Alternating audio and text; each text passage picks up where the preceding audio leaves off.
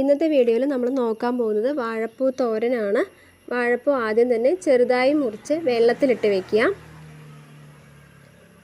വാഴപ്പൂവിനൊപ്പം നമ്മൾ ചേർത്ത് കൊടുക്കുന്നത് ചെറുപയറാണ്. ചെറുപയറും ഉപ്പ് ചേർത്ത് വേവിച്ച് മാറ്റി വയ്ക്കുക. അതിനുശേഷം ഒരു പാൻ ചൂടാക്കാൻ വെച്ച് അതിലേക്ക് എണ്ണ ഒഴിച്ച് കടുകും കറിവേപ്പിലയും ഇട്ട് കൊടുക്കുക. അതിലേക്ക് നമ്മുടെ വാഴപ്പൂ ഇതിലേക്ക് ഇട്ട് കൊടുക്കുക.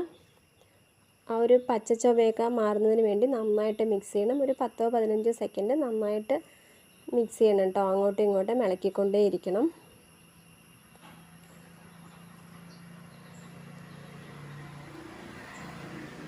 ഒരു 15 സെക്കൻഡ് കഴിഞ്ഞതിന് ശേഷം അതിലേക്ക് മഞ്ഞൾപ്പൊടി ഇട്ട് കൊടുക്കുക. അതുപോലെ തന്നെ ഉപ്പിട്ട് കൊടുക്കുക.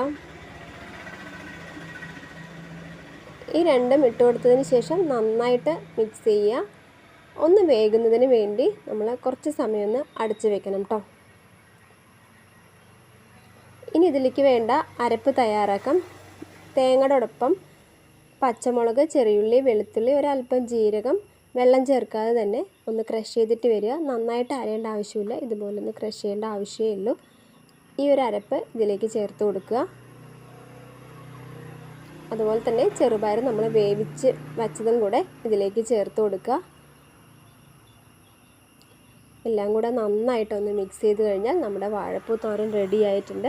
വളരെ ടേസ്റ്റി ആയിട്ടുള്ള ഒരു തോരനാണ്. അപ്പോൾ എല്ലാവരും ട്രൈ ചെയ്ത് നോക്കുക. പിന്നെ വീഡിയോ ഇഷ്ടമായിട്ടുണ്ടെങ്കിൽ എല്ലാവരും ഒന്ന് സബ്സ്ക്രൈബ് ചെയ്യുക. അതുപോലെ തന്നെ ലൈക്ക് ചെയ്യുക, ഷെയർ ചെയ്യുക. അപ്പോൾ നമുക്ക് അടുത്ത വീഡിയോയിൽ കാണാം.